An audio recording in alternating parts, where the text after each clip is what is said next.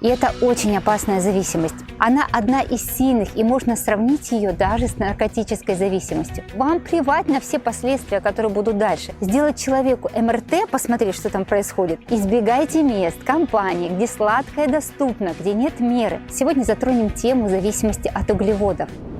Добрый день! Сегодня речь пойдет о зависимости от углеводов. Мы зависимы от многих вещей в жизни. От условностей, которые навязывает нам социум, от разных обязанностей, которые зачастую не приносят ничего ценного в нашу жизнь. И хорошо, если хотя бы со временем приходит понимание, и вы начинаете что-то менять. Мы с вами сильно зависим, в том числе от еды.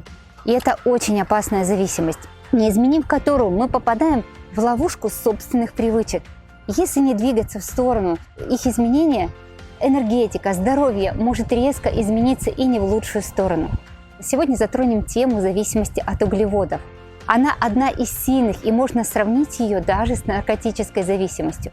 Почему? В нашем организме есть определенная группа нервных клеток, и у них есть ядро. Оно спрятано глубоко, в той части мозга, которую называют как раз древней лимбической системой. Именно это ядро использует дофамин и серотонин.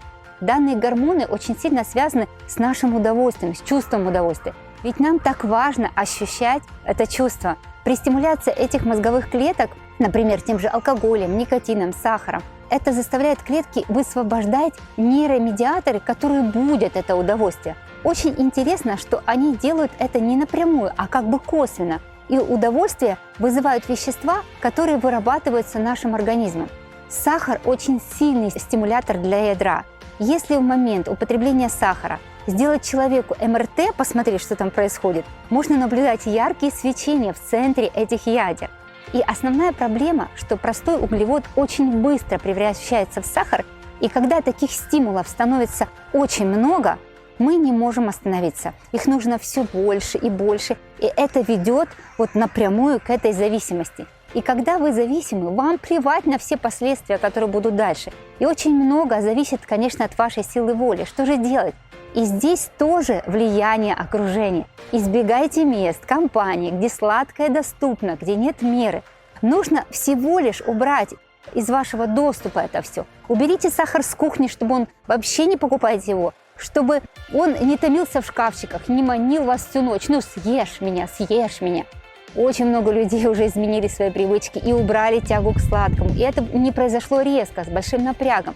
Вы просто не можете быстро все бросить и не есть сладости. Начнете жутко депрессовать. И поэтому нужно точно понимать, чем их можно заменить. И это тоже очень немаловажно. На эту тему, кстати, запишу я отдельное видео. Жмите на колокольчик, чтобы не пропускать такие ценные материалы. Отличная новость в том, что есть система, есть алгоритм, благодаря которой вы постепенно, шаг за шагом, избавитесь от этой зависимости. На своих марафонах по здоровью я даю этот алгоритм. Очень много людей уже избавились от зависимости, и что очень важно, это все произошло естественным образом, без стресса для организма. И при возникновении соблазна в дальнейшем, то есть вам просто не захочется сладкого, просто не хочется и все.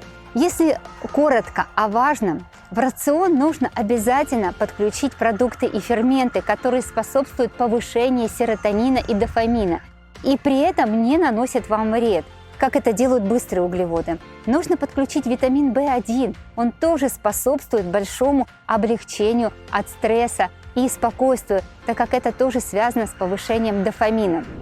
На этом у меня все. Подписывайтесь на канал. И до встречи в следующих видео. Жмите на колокольчик, не пропускайте.